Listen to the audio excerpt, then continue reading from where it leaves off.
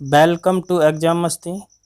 आज है 7 नवंबर और 7 नवंबर 2021 के जितने भी करंट अफेयर्स के इम्पोर्टेंट क्वेश्चन बन सकते हैं वो सभी इस वीडियो में डिस्कस करेंगे और हर क्वेश्चन से रिलेटेड फैक्ट भी आपको बताऊंगा, तो आप पूरा वीडियो को ध्यान से देखिएगा।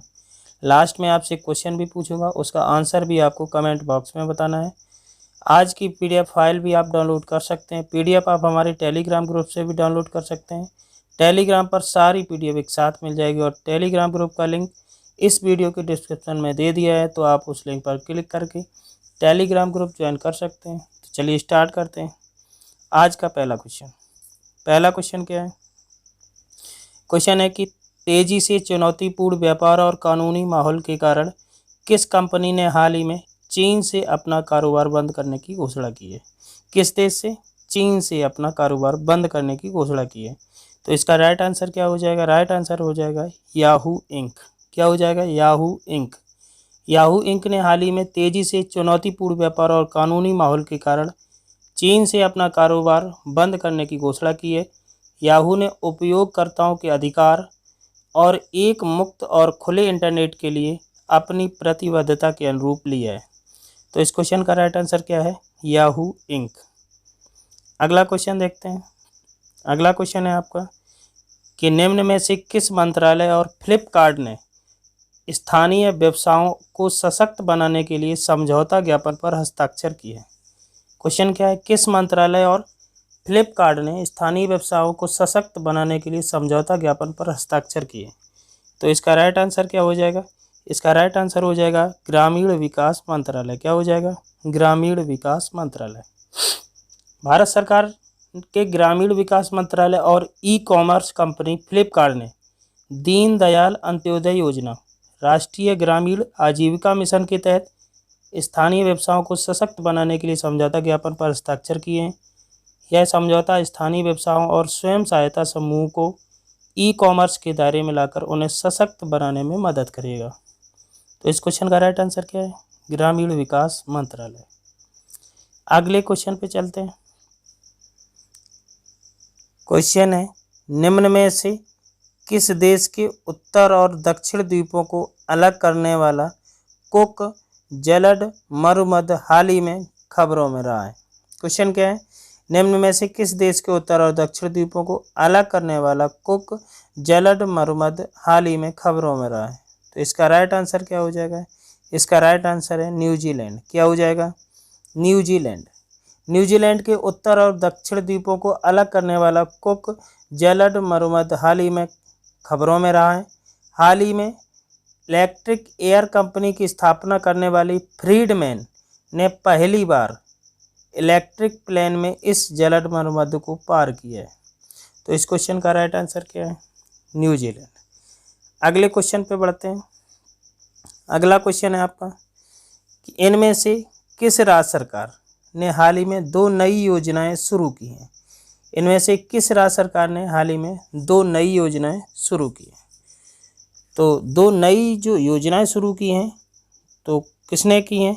कर्नाटक सरकार ने। किसने की हैं? कर्नाटक सरकार ने। और वो कौन सी योजना है?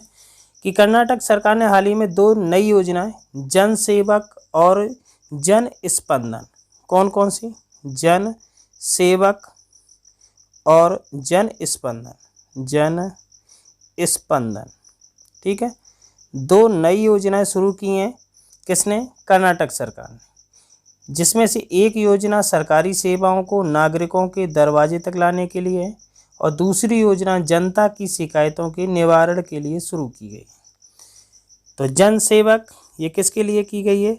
सरकारी योजनाओं को नागरिकों के दरवाजे तक लाने के लिए। और जन स्पंदन किसके लिए है? जनता की शिकायतों के निवारण के लिए शुरू की गई। तो इसका राइट आंसर क्या हो जाएगा? कर्नाटक सरकार। अब बात आती है कर्नाटक की। तो कर्नाटक की कैपिटल कहाँ है? बेंगलोर। कर्नाटक के CM कौन है? बसवराज बोम्मई। यहाँ के गवर्नर कौन है? थावर चंद गहलोत। जोग जलप्रपात के जीर्णोद्धार का निर्णय लिया गया कहाँ पर? कर्नाटक में। दुनिया का सबसे लंबा रेलवे प्लेटफॉर्म जो बन रहा है हुबली में, ये इंपॉर्टेंट क्वेश्चन रहेगा इस वर्ष के लिए। दुनिया का सबसे लंबा रेलवे प्लेटफॉर्म हुबली में बन रहा है। इससे पहले कहाँ था? गोरखपुर में। अलमाटी बांध किस नदी पर? कृष्णा नदी पर। और कृष्णराज सागर बांध किस नदी पर? कावेरी नदी पर। हुबली में ही प्लाज्मा थेरेपी के द्वारा कोरोना वायरस का पहला मरीज ठीक हुआ था। अगर ये क्वेश्चन पूछा जाए कि प्लाज्मा थेरेपी के द्वारा पहला मरीज कहाँ ठीक हुआ था, तो हुबली में हुआ था, कर्नाटक में। ठीक है। अच्छा, इम्पॉर्टेंट पार्क्स जो कर्नाटक के कौन कौन से? अंसी नेशनल पार्क, बांदीपुर राष्ट्रीय उद्यान और बंडेरघट्टा बायोलॉजिकल पार्क। ये सब पार्क कहाँ है? कर्नाटक। तो कर्नाटक के बारे में इतनी इम्पोर्टेंट फैक्ट तो आपको जानना बहुत ही आवश्यक है। अगले क्वेश्चन पर बढ़ते हैं। अगला क्वेश्चन है कि निम्न में से किस देश ने कोरोना संक्रमण के उपचार में उपयोगी मानी जा रही मर्क की एंटीवायरल गोली को मंजूरी दे दी? क्वेश्चन है, कोरोना संक्रमण के उपचार में उपयोगी मानी जा रही मर्क की एंटीवायरल गोली को मंजूरी दे दी। तो इसका राइट आंसर क्या हो जाएगा? इसका राइट आंसर है ब्रिटेन। क्या है? ब्रिटेन। ब्रिटेन ने हाल ही में कोरोना संक्रमण के उपचार में उपयोगी मानी जा रही मर्क की एंटीवायरल गोली मोलनुपिराविर, क्या है? मोलनुपिराविर को मंजूरी दे दी है। इसी के साथ ब्रिटेन पहला ऐसा देश है जिसने इस दवा को कोरोना के उपचार में प्रयोग करने की अनुमति दी है। ब्रिटेन की सरकार ने फिलहाल 18 और इससे ज़्यादा उम्र के लोगों पर इस दवा के इस्तेमाल की अनुमति दी है। किसके लिए? 18 और इससे ज़्यादा की उम्र जो पार कर चुके हैं लोग, उनके इस्तेमाल पर मंजूरी दे दी है या अनुमति दे दी है। ठीक है। तो अगले क्वेश्चन की अगर बात करें तो अगला क्वेश्चन क्या है? हाल ही में किसने वर्ष 2021 का बुकर पुरस्कार जीता है? क्वेश्चन क्या है? हाल ही में किसने वर्ष 2021 का बुकर पुरस्कार जीता है? इंपॉर्टेंट क्वेश्चन रहेगा। तो इसका राइट आंसर क्या हो जाएगा? इसका राइट आंसर हो जाएगा आपका डेमन गलगोट। क्या हो जाएगा? डेमन गलगोट। हाल ही में दक्षिण अफ्रीका के उपन्यासकार डेमन गलगोट ने अपने उपन्यास द प्रॉमिस के लिए वर्ष 2021 का बुकर पुरस्कार जीता है। आपको बताते चलें कि डेमन को उनकी पिछली 2 पुस्तकों के लिए चुना गया था, जिसमें से उन्हें रंगभेद के बाद दक्षिण अफ्रीका में एक श्वेत परिवार के चित्रण के लिए दुनिया के सबसे प्रतिष्ठित साहित्यिक पुरस्कारों के लिए चुना गया। तो इस क्वेश्चन का राइट आंसर फिलहाल कौन सा हो जाएगा? डेमन गलगोट। चलिए अगले क्वेश्चन की बात करें तो अगला क्वेश्चन है आपका कि बीसीसीआई ने हाल ही में किसे भारतीय क्रिकेट का नया हेड कोच बनाया है? क्वेश्चन है, बीसीसीआई ने हाल ही में किसे भारतीय क्रिकेट टीम का नया हेड कोच बनाया है? तो इसका राइट आंसर क्या है? राइट आंसर हो जाएगा राहुल द्रविड़। क्या हो जाएगा? राहुल द्रविड़। हाल ही में बीसीसीआई ने पूर्व क्रिकेटर राहुल द्रविड़ को टीम इंडिया का नया हेड कोच नियुक्त किया है। आपको बता दें कि इससे पहले बीसीसीआई ने रवि शास्त्री के स्थान पर अगले हेड कोच की नियुक्ति के लिए 26 अक्टूबर को हेड कोच पद के लिए आवेदन आमंत्रित किए थे। शास्त्री का कार्यकाल मौजूदा आईसीसी T20 विश्व कप के बाद से समाप्त हो रहा है। तो अब नए हेड कौन हो जाएंगे? राहुल द्रविड़। अगले क्वेश्चन को देखते हैं। अगला क्वेश्चन क्या है? हाल ही में जारी रून इंडिया की वर्ष 2021 की रिपोर्ट के अनुसार कौन सबसे बड़े दानवीर बने? क्वेश्चन क्या है? हाल ही में जारी रून इंडिया की वर्ष 2021 की रिपोर्ट में के अनुसार जो है सबसे बड़े दानवीर कौन बने? सबसे बड़े दानवीर। तो इसका राइट आंसर क्या हो जाएगा? इसका राइट आंसर जो हो जाएगा अजीम प्रेमजी। क्या हो जाएगा? अजीम प्रेमजी। हाल ही में रून इंडिया ने वर्ष 2021 के भारत के सबसे परोपकारी लोगों की सूची जारी की है, जिसमें दिग्गज आईटी कंपनी विप्रो के फाउंडर अजीम प्रेमजी पहले नंबर पर है। आपको बता दें कि प्रेमजी ने वित्त वर्ष 2020-21 में 9,713 करोड़ रुपए दान किए, यानी हर दिन 27 करोड़ रुपए। वहीं दूसरे नंबर पर हैं HCL टेक्नोलॉजीज के फाउंडर शिव नडार, जिन्होंने कुल 1263 करोड़ रुपए दान किए। और तीसरे नंबर पर मुकेश अंबानी हैं, जिन्होंने वित्त वर्ष 2021 में 577 करोड़ रुपए दान किए। तो इस क्वेश्चन का राइट आंसर क्या है? अजीम प्रेम जी। अगले क्वेश्चन पे बढ़ते हैं। अगला क्वेश्चन क्या है? अगला क्वेश्चन है कि कौन व्यक्ति हाल ही में यूएई संयुक्त राज्य अमीरात में भारत के नए राजदूत नियुक्त किए गए? तो इसका राइट आंसर क्या है? संजय सुधीर। क्या है? संजय सुधीर। हाल ही में वरिष्ठ राजनयिक संजय सुधीर को संयुक्त राज्य अमीरात में भारत का राजदूत नियुक्त किया गया। आपको बता दें कि सुधीर जो हैं 1993 बैच के भारतीय विदेश सेवा के अधिकारी हैं और वह पवन कपूर का स्थान लेंगे। किसका स्थान लेंगे? पवन कपूर का। फिलहाल कपूर को रूस में भारत का राजदूत नियुक्त किया गया। तो जो कपूर जी हैं वो कहाँ के अब राजदूत हैं? रूस के। और संयुक्त राज्य अमीरात में जो है नए राजदूत अब कौन होंगे? संजय सुधीर।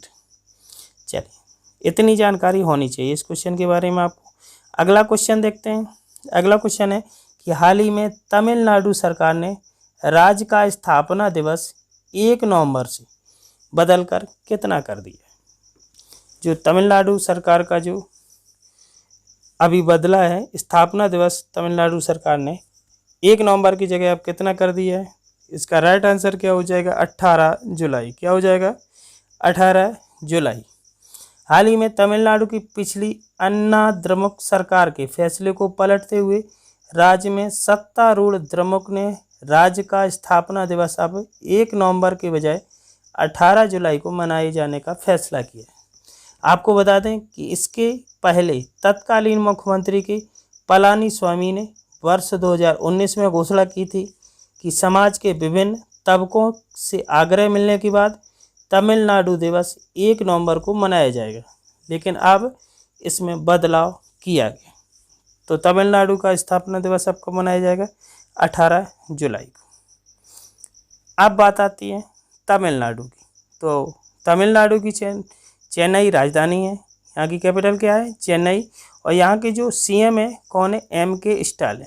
वर्तमान सीएम कौन है? एम.के. स्टालिन। और तमिलनाडु के गवर्नर कौन है वर्तमान में? आर.एन. रवि। अच्छा, स्मार्ट ब्लैक बोर्ड योजना कहाँ ही चलाई जा रही है? स्मार्ट ब्लैक बोर्ड योजना कहाँ चलाई जा रही है? तमिलनाडु में। किसके लिए चला रही है? बेहतर शिक्षण माहौल सुनिश्चित करना इसका कार्य है। किसका? स्मार्ट ब्लैक बोर्ड योजना। अच्छा, तमिलनाडु का जो राज्य नृत्य कौन है? भरतनाट्यम। में कई बार क्वेश्चन पूछा गया परीक्षा में कि भरतनाट्यम किस राज्य का राज्य नृत्य है? तो ये किसका है? तमिलनाडु का। तो तमिलनाडु के बारे में इतनी इंपॉर्टेंट फैक्ट आपको जाना बहुत ज़रूरी है। अब बात करते हैं हम कल की क्विज की। तो कल आपसे क्वेश्चन पूछा गया था कि इनमें से किस देश ने हाल ही में विदेशी मुद्राओं के उपयोग पर प्रतिबंध लगाने की घोषणा की है?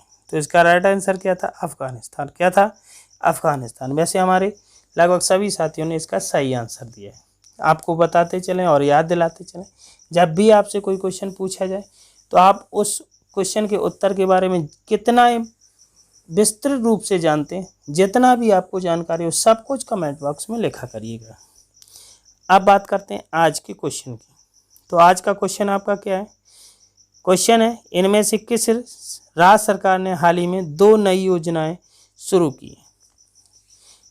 इनमें से किस सरकार ने हाल ही में 2 नई योजनाएं शुरू की हैं? किसने शुरू की हैं? इसका आंसर आपको कहाँ बताना है? Comment box. और कौन कौन योजनाएं शुरू की हैं ये भी आपको कमेंट बॉक्स में बताना है, क्योंकि 2 योजनाएं शुरू की गई हैं तो दोनों के नाम भी आपको कमेंट बॉक्स में देना है। कौन कौन सी योजनाएं शुरू की गई हैं और किस राज्य सरकार के द्वारा शुरू की गई। चलिए, आज का क्लास आपको ये कैसा लगा कमेंट करके ज़रूर बताइएगा। यदि अच्छा लगा हो तो वीडियो को लाइक, शेयर और चैनल को सब्सक्राइब अवश्य कर लें ताकि आने वाली वीडियो की नोटिफिकेशन आपको मिलती रहे। मिलते हैं अगली क्लास में एक बार फिर। तब तक के लिए जय हिंद, वंदे मातरम।